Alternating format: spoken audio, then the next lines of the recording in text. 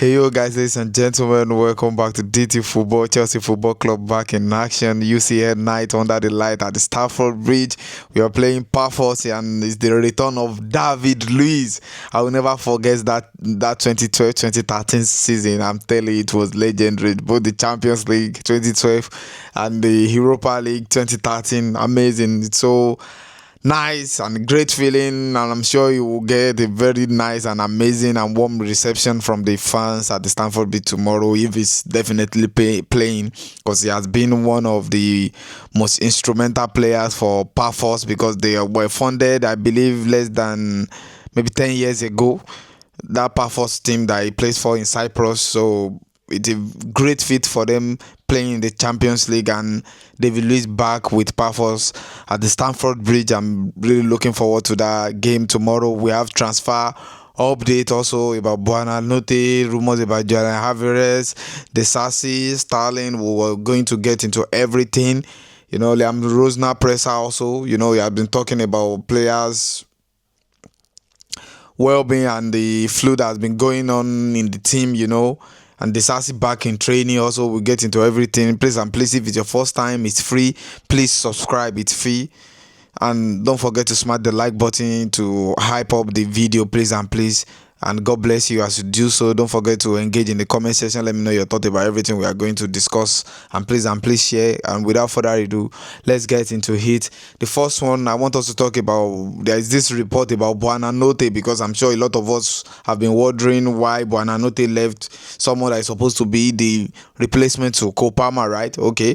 Buonanotte intended to only be at Chelsea for the first half of this season, despite the deal being for all of it, as why Kopama's injury issues were being managed. And we can tell the things never look like that at all, like it was replacements for Kopama, because this brother was nowhere to be found when we needed someone as cover for Kopama at all. So it shows, I believe, probably Maresca didn't even give green light for that signing.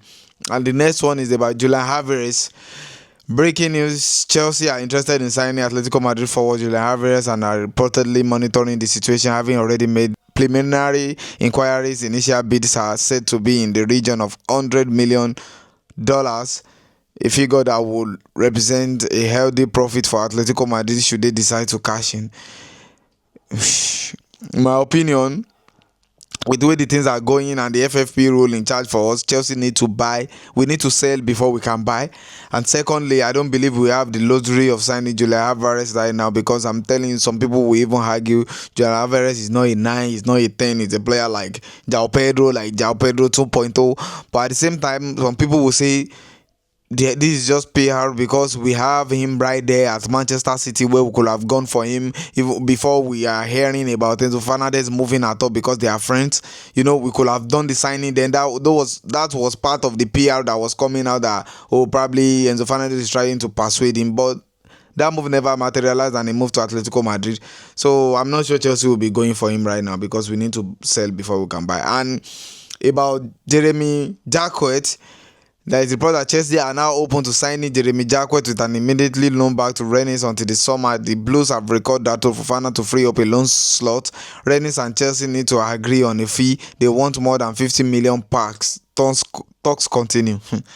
So Rennes is saying no to 50 million pounds for a 20-year-old with just 36 league appearance to his belt. This is his first professional season. And we want to put on this kind of money, whereas we can sign someone with experience that will come into the team and help us with that same amount, but probably maybe higher salary. But even people like Hato are on high salary, like 120k. People like Gittins are on high salary. So why can't we give people that are like experienced, why can't we give them the salary they deserve? I don't understand, and I will never understand. And this report shows you right now that for the people that have been like, oh, Chelsea are trying to sign him to come in and help the squad. No, he's not coming in to help the squad.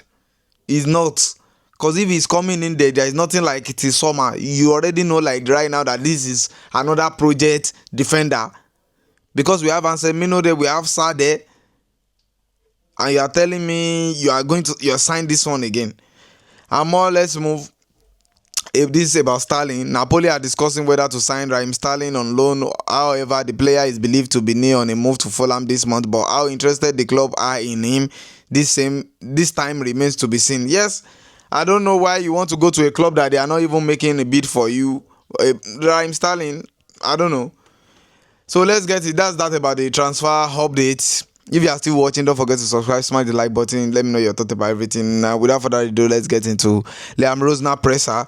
So he was talking about illness and injury. He said Enzo Fernandez was ill yesterday and he missed training. So, and there were signs of the illness during the game. You know, he mentioned that after our last game. Also, he was saying that some players said they felt like vomiting. So he said Esteva is back, Gittins is back, Malo Gusto is also back. He said some players they have coughs, but they are working very very hard to make sure they are all right for the game.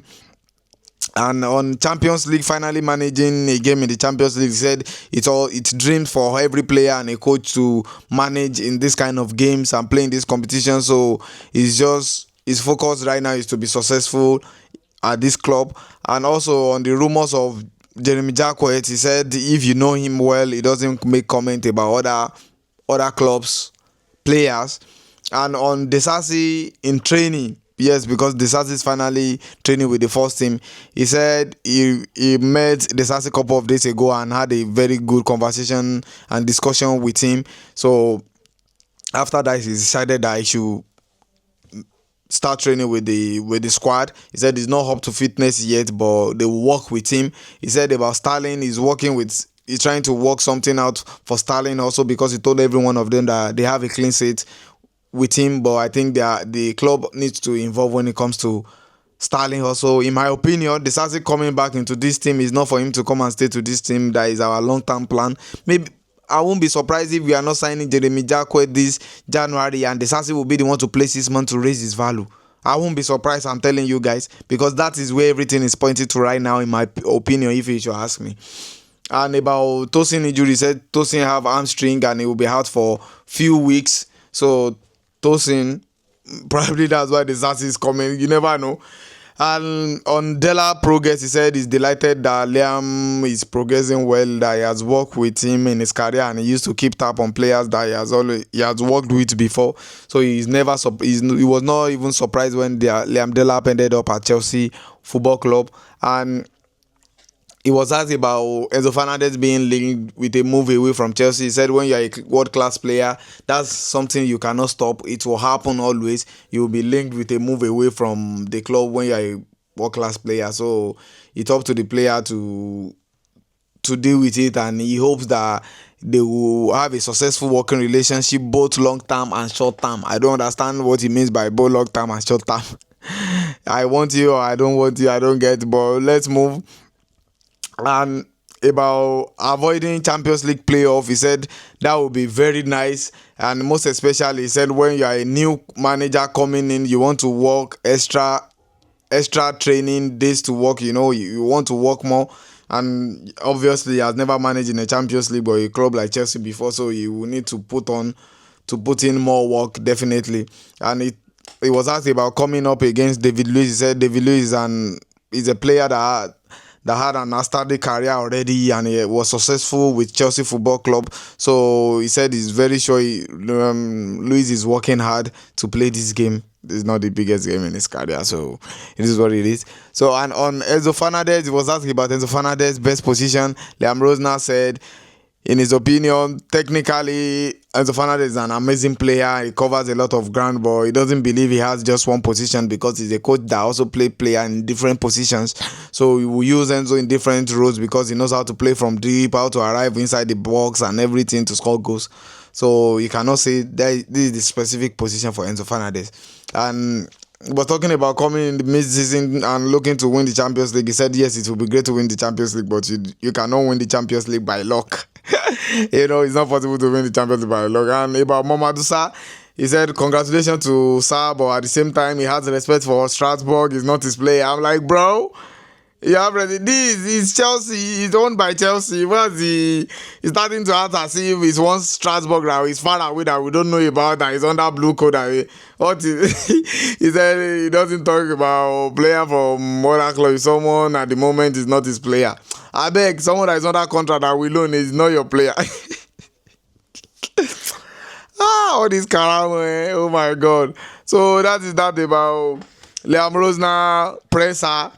So let me know your thought about everything he said. What do you agree or do you disagree with him? And let me know what you derive or what you understood from everything that he said. And without further ado, let's get into the first 11.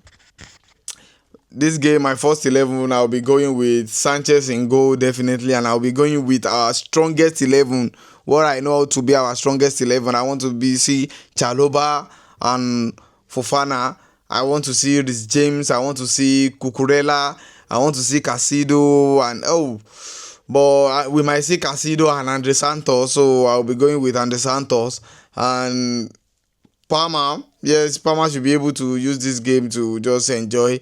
And I will be going with Esteval and Pedro Neto and Delap up front. Yes, that will be my first 11. And I believe this should be okay for the boys to do the job. Let me know your thoughts about everything I've discussed. If it's your first time, don't forget to subscribe, smash the like button. And I'm going Chelsea 2, Pafos 0. And I'll see you guys on the next one. Peace and love.